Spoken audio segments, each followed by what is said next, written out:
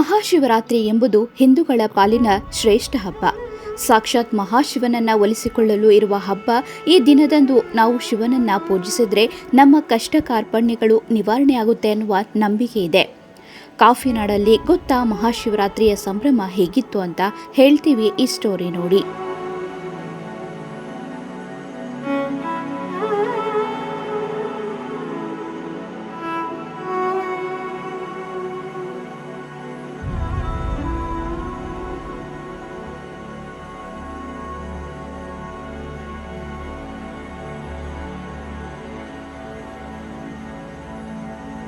ಮಹಾಶಿವರಾತ್ರಿ ಬಂತು ಅಂದ್ರೆ ಶಿವನ ಆರಾಧನೆ, ನಾಮ ಜಪ ತಪ ಇವೆಲ್ಲವೂ ಮಾಮೂಲಿಯಾಗಿ ನಡೆಯುತ್ತಲೇ ಇರುತ್ತದೆ.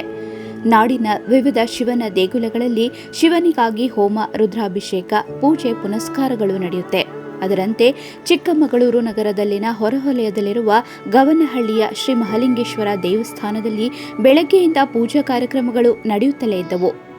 ಬೆಳಗ್ಗೆ ಸೂರ್ಯೋದಯಕ್ಕಿಂತ ಮುಂಚೆಯೇ ರುದ್ರ ಅಭಿಷೇಕ, ಪೂಜೆ, ಹೋಮ ಇವೆಲ್ಲವೂ ನಡೆದವು. ಇನ್ನು ಭಕ್ತಾದಿಗಳು ಶ್ರೀ ಮಹಾಲಿಂಗೇಶ್ವರನ ದರ್ಶನ ಪಡೆಯಲು ವಿವಿಧ ಗ್ರಾಮಗಳಿಂದ ಬರುತ್ತಲೇ ಇದ್ರು. ದೇವಸ್ಥಾನ ಪುರಾಣ ಪ್ರಸಿದ್ಧವಾಗಿದ್ದರಿಂದ ಇಲ್ಲಿಗೆ ಗವನಹಳ್ಳಿ, ರಾಂಪುರ, ಆದಿಶಕ್ತಿ ನಗರ, ಶ್ರೀನಿವಾಸ ನಗರ, ಮುಗುತಿಹಳ್ಳಿ ಹಾಗೂ ವಿವಿಧ ಭಾಗಗಳಿಂದ ಭಕ್ತರು ಆಗಮಿಸಿ ಶ್ರೀ ಶಿವನ ದರ್ಶನ ಜೊತೆಗೆ ಆಶೀರ್ವಾದ ಪಡೆದರು.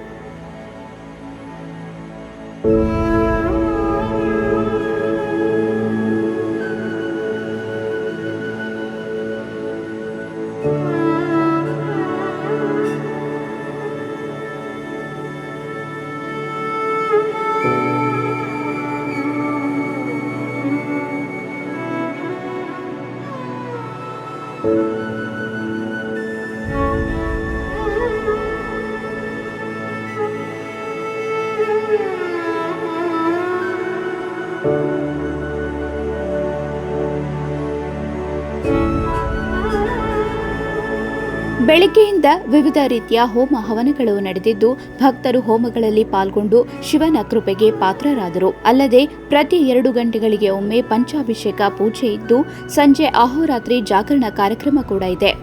ಭಕ್ತರು ರಾತ್ರಿಯ ವೇಳೆಗೆ ಹೆಚ್ಚಿನ ಸಂಖ್ಯೆಯಲ್ಲಿ ಭಾಗವಹಿಸುವ ನಿರೀಕ್ಷೆ ಕೂಡ ಇದೆ.